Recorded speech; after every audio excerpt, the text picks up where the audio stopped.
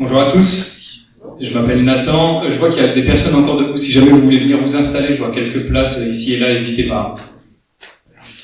Donc oui, je m'appelle Nathan et j'ai un vrai plaisir ce matin de vous partager justement une réflexion sur un texte biblique. Pour rappel, on est toujours dans notre série qui s'appelle Grandir, les trois facettes de la foi. On a déjà vu la connaissance, Jean nous en avait parlé, le cœur, Estelle nous en avait parlé, et aujourd'hui on va surtout parler du comportement. On va terminer notre série aujourd'hui sur le comportement.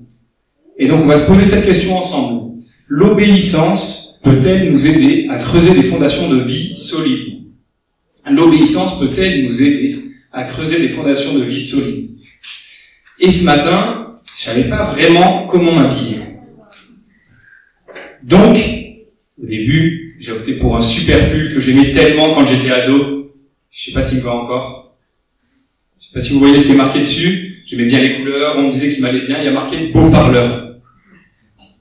On me disait qu'il m'allait bien. Je sais pas si je dois prendre comme un compliment ou pas. Mais j'ai retrouvé ce pull et je me suis dit, ah bah pourquoi pas le porter? Et finalement, je me suis dit, ah non, ce matin, je peux pas. Pas parce que ce que je vais vous dire n'est pas beau, au contraire, mais parce que j'ai pas envie de tomber dans le piège du beau parleur. Vous savez, le beau parleur, c'est celui qui parle beaucoup, qui parle bien, qu'on écoute, mais dont le discours est souvent un peu une coquille vide. Parce qu'il ne vit pas ce qu'il dit, parce qu'il n'incarne pas ses paroles. Et cette réflexion, ça me fait penser à un dicton que vous connaissez sûrement. Fais ce que je dis, pas ce que je fais. Fais ce que je dis, mais ne fais pas ce que je fais. Comme pour dire, je sais ce que tu dois faire, écoute-moi, obéis-moi, mais ne me regarde pas parce que moi, je le fais pas. Hypocrite, non. Je sais pas si vous avez déjà fait face à des situations d'hypocrisie comme celle-ci, mais je trouve que c'est un peu révoltant. C'est comme, depuis plusieurs années, on parle beaucoup d'écologie. Imaginez, on est au parc de la Tête d'Or, super, il fait beau, et là on voit quoi? Un directeur d'une grande organisation qui lutte pour l'environnement, au milieu de plein de déchets qu'il a jetés. Hypocrite encore. Pour les plus jeunes, peut-être que ça vous parlera plus. C'est comme si un prof vous interdisait de prendre votre téléphone en cours, vous les prenez même avant, et lui, il est là, il scrolle sur son téléphone pendant le cours. Encore une fois, hypocrite, incohérent. Vous avez sûrement peut-être même d'autres idées en tête, d'autres situations qui vous viennent, et voilà, souvent, qu'est-ce que ça nous fait ressentir? Parfois, ça amène une incohérence, une hypocrisie. Ça sonne faux, une forme d'injustice aussi. Parce que déjà, obéir à quelqu'un, c'est pas facile, mais alors obéir à quelqu'un qui ne fait pas ce qu'il dit, voilà, c'est encore plus difficile. Et ben, le texte d'aujourd'hui va nous parler d'obéissance. Mais pas d'une obéissance déracinée, d'une obéissance qui est cohérente, d'une obéissance qui n'est pas hypocrite. Donc ici, comme j'en le disais, on est une église protestante évangélique. On croit que la Bible, c'est la parole de Dieu. Et que Dieu veut nous parler encore aujourd'hui au travers de celle-ci. Donc, je vous invite avec moi à lire ce texte qui se trouve dans Luc 6, les versets 46 à 49. C'est Jésus qui parle. Pourquoi m'appelez-vous Seigneur, Seigneur, et ne faites-vous pas ce que je dis? Ah, ça a été coupé. Ça doit être au-dessus. Ah, c'est à l'envers. C'est tout bon. Pourquoi m'appelez-vous Seigneur, Seigneur, et ne faites-vous pas ce que je dis? Je vais vous montrer à qui ressemble tout homme qui vient à moi, entend mes paroles et les met en pratique. Il ressemble à un homme qui, pour construire une maison, a creusé profondément et a posé les fondations sur le rocher. Une inondation est venue, le torrent s'est jeté contre cette maison sans pouvoir l'ébranler parce qu'elle était fondée sur le rocher. Mais celui qui entend et ne met pas en pratique est semblable à un homme qui a construit une maison sur la terre, sans fondation. Le torrent s'est jeté contre elle, et aussitôt, elle s'est écroulée. La ruine de cette maison a été grande. Et je vais simplement prier pour qu'on puisse être à l'écoute, et peut-être que Dieu puisse nous parler aussi ce matin. Seigneur, merci parce que ta parole est vivante, parce que tu es cohérent et que tu veux nous parler. Aide-nous, s'il te plaît, à être à ton écoute ce matin, pour entendre ce que tu veux nous dire. Amen. Donc, qu'est-ce que l'obéissance finalement? C'est deux choses, j'ai trouvé dans ce texte. De la cohérence et de la confiance. L'obéissance, c'est une confiance vivante ou cohérente en ce que l'on croit. Et d'abord, l'obéissance, c'est vivre pour ce que l'on croit. Au verset 46, Jésus reproche à des personnes, et ce reproche, on pourrait le traduire par « Pourquoi parlez-vous de moi? Pourquoi faites-vous comme si vous me connaissiez, mais vous n'agissez pas comme moi? Donc vous ne me connaissez pas réellement. » Jésus parle à des personnes qui s'expriment bien, même a priori trop, mais qui n'incarnent pas ce qu'elles disent. Et Jésus l'a fait beaucoup de fois pendant sa vie sur terre. Il l'a fait notamment dans l'évangile selon Matthieu, où il dit ironiquement à des personnes, ces personnes vous disent « Faites ce que je dis, pas ce que je fais ». Donc ces personnes n'incarnent pas leurs paroles. Et dans ce passage, en fait, il ne reproche pas aux gens de ne pas le connaître, mais il leur reproche de ne pas faire comme s'ils le connaissaient. En quelque sorte, il reproche à ces personnes de soigner leur apparence extérieure, mais de ne pas prendre soin de leur intérieur, comme si personne ne pouvait apercevoir ce qui se passe à l'intérieur. Mais est-ce que parfois on n'est pas comme ça? Est-ce que parfois on ne fait pas des compromis en mettant de côté certaines de nos valeurs pour ressembler à un groupe? Ou parce qu'on est trop attentif au regard des autres sur nous? Ou parce que c'est plus pratique? Est-ce que ça vous arrive aussi de dire « Ah non, moi je commande pas sur des sites qui font travailler des enfants à l'autre bout de la terre, et en fait quand vous avez besoin de quelque chose pour le lendemain, on commande. » Ou est-ce que ça vous arrive de mentir, ou alors de ne pas dire la vérité pour paraître plus cool, plus acceptable? Est-ce que parfois on ne fait pas des compromis entre notre intérieur et notre extérieur? Mais Jésus voit notre cœur, il connaît nos incohérences, il voit aussi nos efforts de cohérence, et ça c'est encourageant. Il nous demande d'obéir en acte, pas juste d'écouter et de parler bien. Donc l'obéissance, c'est être cohérent, mais c'est aussi de la confiance. L'obéissance, c'est un acte d'amour confiant en un Dieu qui nous aime. Mais alors pourquoi on n'obéit pas? Pourquoi c'est si difficile?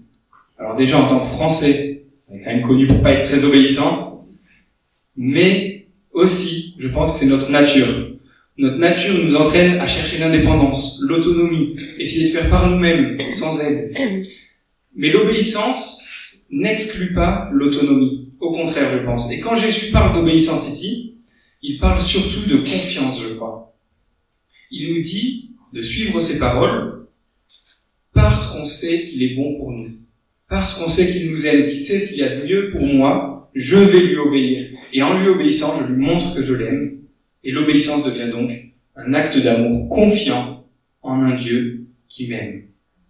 Pour ceux qui ont des enfants ici, quand vous dites à votre enfant, ne touche pas le feu, ça va te faire mal, tu vas te brûler, s'il vous obéit, c'est qu'il vous fait confiance, qu'il croit que, en touchant le feu, il va se brûler.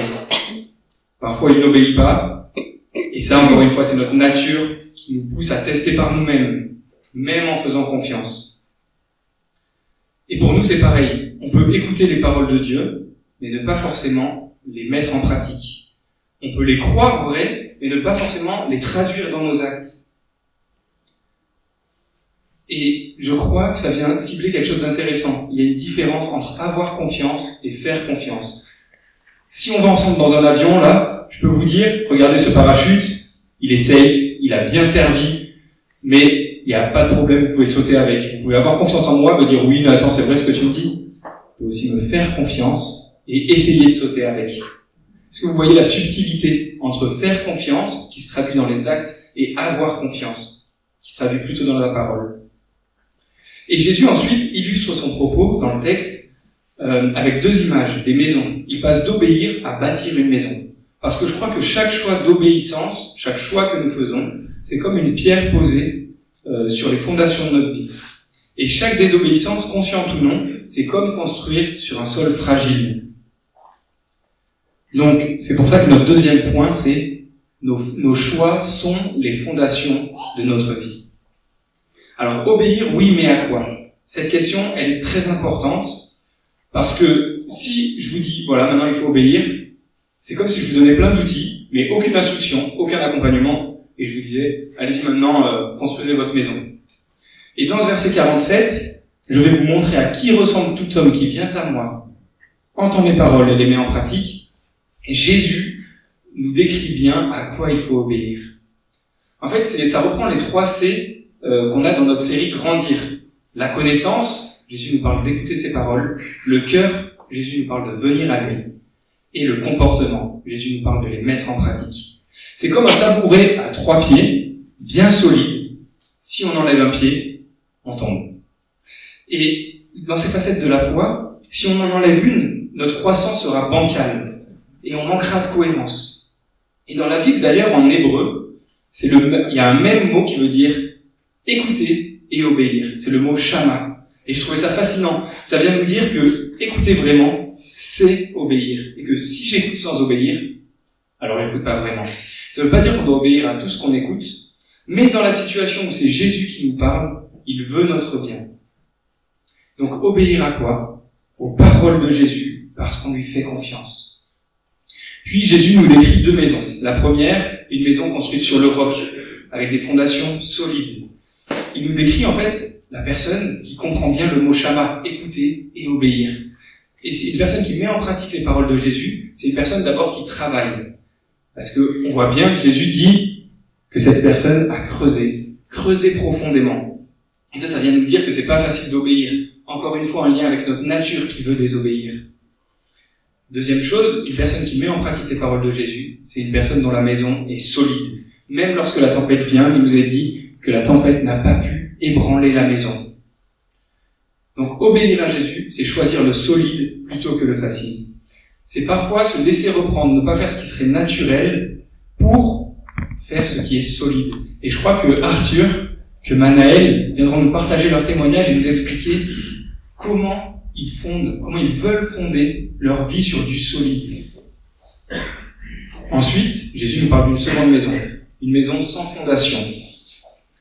Et finalement, c'est la seule chose qui différencie cette maison de la première. Elle a été construite sur la terre et elle n'a pas de fondation. Et j'ai trouvé ça intéressant, parce qu'en fait, Jésus ne nous parle pas de l'apparence des 2 maisons. Et peut-être qu'elles sont identiques. Peut-être que la seconde maison, celle-ci, est même plus jolie, plus attirante, que le soleil rentre mieux dedans. Ça, c'est quelque chose qu'on aime beaucoup avec ma femme. Quand le soleil rentre dans les maisons, c'est tellement agréable. Peut-être que c'est ça, cette maison. Peut-être qu'elle a été même plus rapide à construire, qu'elle est moins coûteuse. Mais si elle a tout ça, et qu'elle n'a pas de fondation, c'est le fruit d'une obéissance à des beaux parleurs. Des personnes qui soignent l'extérieur, et qui ne font pas attention à l'intérieur, à ce qui est caché, aux fondations. Donc quand le soleil est là, cette maison elle est magnifique, elle resplendit, on a envie d'aller vivre dedans. Mais quand les inondations et la tempête surviennent, on apprend que la maison s'écroule et que la ruine a été grande. Et ça vient nous parler d'une chose. Ça vient nous dire que les épreuves qu'on vit révèlent aussi la solidité de nos fondations.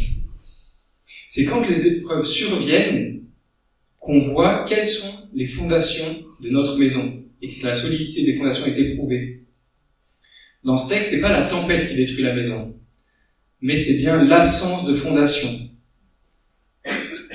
Alors c'est important de se poser cette question. Sur quoi je bâtis ma vie? Est-ce que c'est sur ma propre réussite?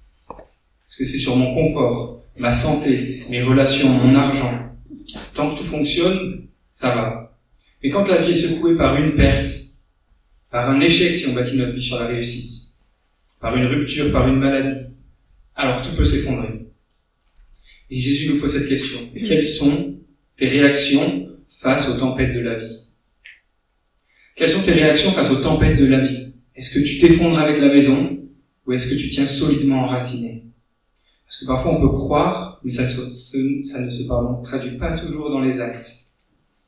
Donc Jésus nous invite à nous examiner, à lui faire confiance, à lui plus qu'à notre réussite et nos capacités, parce que lui seul est infaillible, parce qu'il a déjà vaincu la mort. Et l'avantage quand tout s'écroule, c'est qu'on peut reconstruire.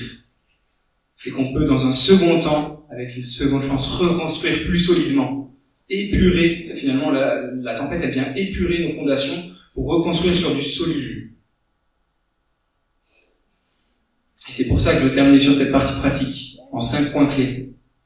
Promis, ce sera rapide, sur comment construire des fondations de vie solides. Le premier point, c'est ne pas croire que ma maison est parfaite, que tout est fini, que j'ai terminé de construire. En fait, c'est comme dans une vraie maison ou un appartement. Il y a toujours des petits travaux, de l'entretien, si on veut le tenir bien.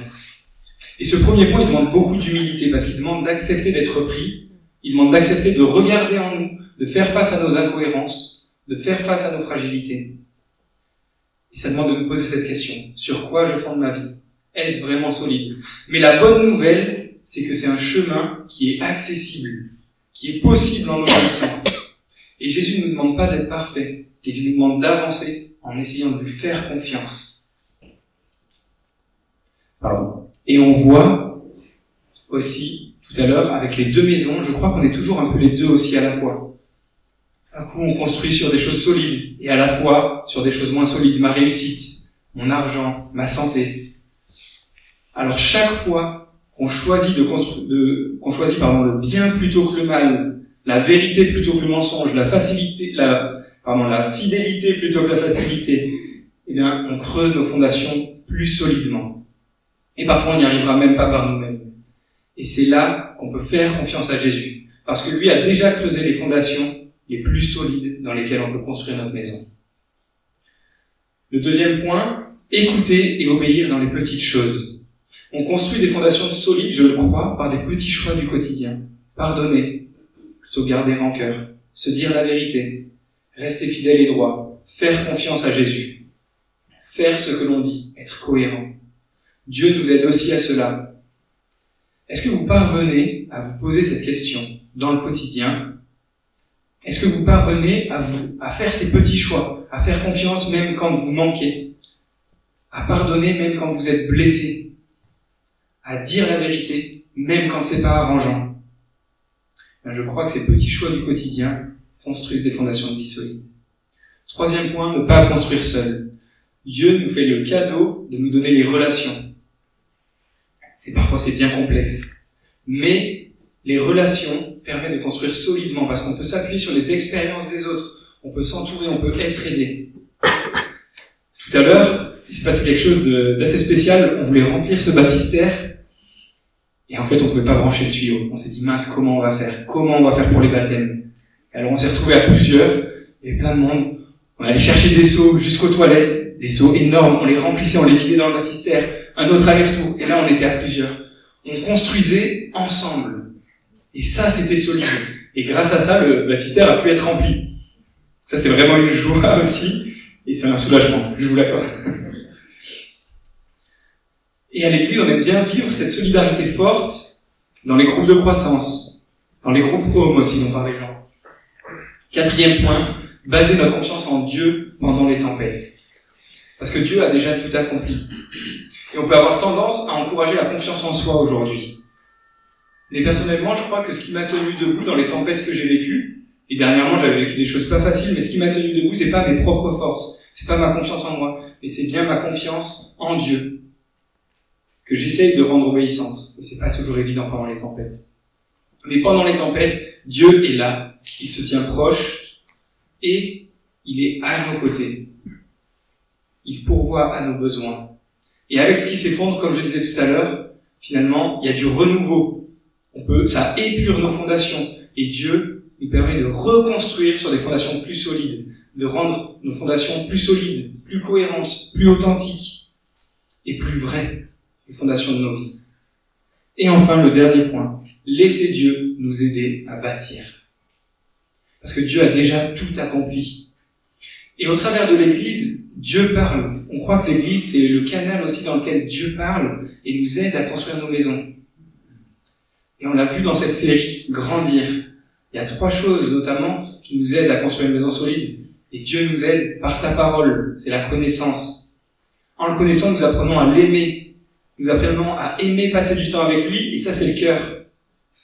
Et la 3e chose, le comportement. On peut essayer. On doit essayer. Mais je crois que même en essayant, on échouera des fois. Et là, c'est le Saint-Esprit. C'est Dieu en nous qui nous aide à passer de l'amour aux actes, de la connaissance à la pratique. Parce que c'est un faire, cette obéissance, qui n'est pas déracinée de l'être. C'est un faire qui, justement, est solidement enraciné dans l'être. Et Jésus a déjà creusé les fondations sur lesquelles on peut fonder notre maison. Alors est-ce qu'on prend au sérieux cet appel de Jésus? Par sa croix, par sa résurrection, il nous donne l'accès à Dieu, il nous permet de le prier, de lui demander de l'aide. Est-ce qu'on prend au sérieux cet appel? Et au travers de ce texte, Jésus nous suggère, nous rappelle que pour bâtir des fondations de vie solides, il nous invite à construire sur lui, à lui faire confiance, à mettre en pratique ses paroles et à vivre notre foi. Peut-être qu'aujourd'hui, vous ne savez pas vraiment sur quoi construire solidement. Peut-être que même vous avez peur des tempêtes, que vous vous dites « Oh là là, s'il arrive une tempête dans ma vie, je vais m'écrouler avec ma maison. » Peut-être que vous croyez, mais que vous n'avez jamais vraiment pris le temps de faire confiance à Jésus. Ou peut-être même que vous avez essayé, mais que vous avez abandonné. Ben, il y a une bonne nouvelle aujourd'hui. Nous pouvons faire confiance à Jésus, parce que Jésus nous invite à bâtir notre vie sur lui, parce qu'il est fidèle.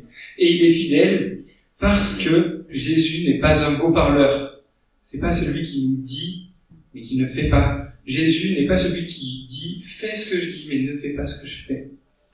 Jésus a fait ce qu'il a dit. Il nous a dit qu'il n'y a pas plus grand amour que de donner sa vie pour son ami.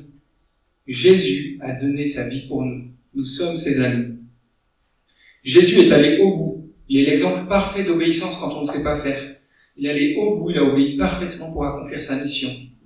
Et la Bible nous dit qu'il s'est humilié lui-même, se rendant obéissant jusqu'à la mort, même jusqu'à la mort de la croix. Elle nous dit aussi que sur la croix, Jésus a dit « tout est accompli ». Jésus a obéi parfaitement. Il est l'exemple parfait d'obéissance. Et la scène, la Sainte Seine, c'est le repas que nous prenons pour nous rappeler cet acte d'amour de Jésus. Pour nous rappeler que à la croix, il a tout accompli. Il nous invite à lui faire confiance. Et nous, on vous invite, si vous avez placé votre confiance en Jésus, s'il est votre Sauveur, votre Seigneur, à prendre la Sainte Seine avec nous. Je crois qu'elle est au fond, elle est installée au fond, à vous lever, à prendre la Sainte Seine pendant le chant. Le vin, le jus de raisin, représente le sang de Jésus, et le pain représente son corps meurtri pour nous sauver. Vous ne vous sentez pas obligé à y participer si vous n'êtes pas sûr d'avoir fondé votre vie sur Jésus ou de vouloir fonder votre vie sur lui. Vous pouvez aussi prendre une pierre, on a déposé quelques cailloux, et le mettre dans le bac qui est devant la croix, comme pour dire à Jésus, comme une prière, comme un geste qui symbolise « Jésus, je veux fonder ma vie sur toi. Jésus, j'ai envie de faire ce chemin, d'apprendre, de te faire confiance. » Et pendant ce temps, l'équipe louange va chanter une prière qui dit « Je bâtirai ma vie sur ton amour, tu es le fondement inébranlable de ma vie. » Merci Jésus pour ta parole, merci parce que tu es cohérente, parce que tu fais ce que tu dis et parce qu'on peut te faire confiance. Merci parce qu'on peut construire nos fondations sur toi, parce que tu es infaillible. Merci pour ton amour pour nous révéler à la croix. Amen.